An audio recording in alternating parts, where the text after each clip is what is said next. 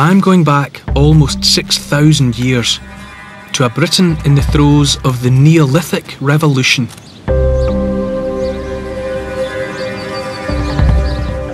The first farmers were forging a whole new relationship with the land. A land that was alive with spiritual meaning.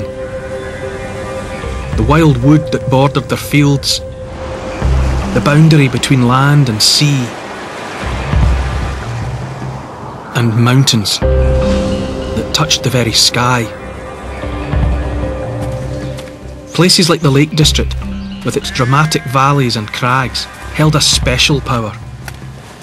If your understanding of the world was rooted in stone, then this landscape, that seems to shout the very word stone, would have seemed especially important. And here in the central fells, the shout is particularly clear.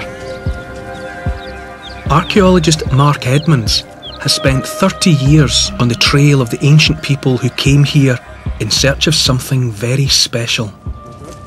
5,000–6,000 years ago, the chances are no one's actually living here full time. They come here because the highest ground probably has good grazing.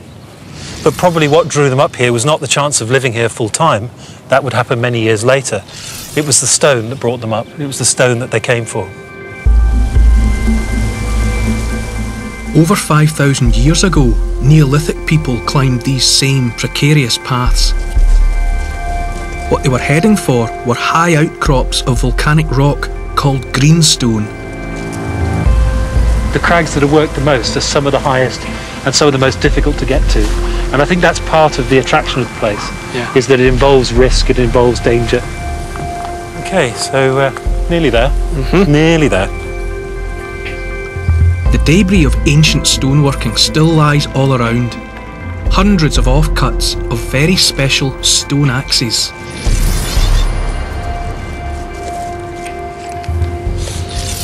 And this is what we've climbed for. Look at this stuff, this is amazing. I know, it's ridiculous, isn't it? It's the volume of it. So every single bit of this is the result of people making tools. There was this stone to be had that could be worked and worked well to a fine finish. So this is a must-have raw material. It's an extraordinary raw material. So this whole area is an axe factory. Yeah. You don't find many of the axes themselves up here, but fortunately, I brought some with me. And this is what we call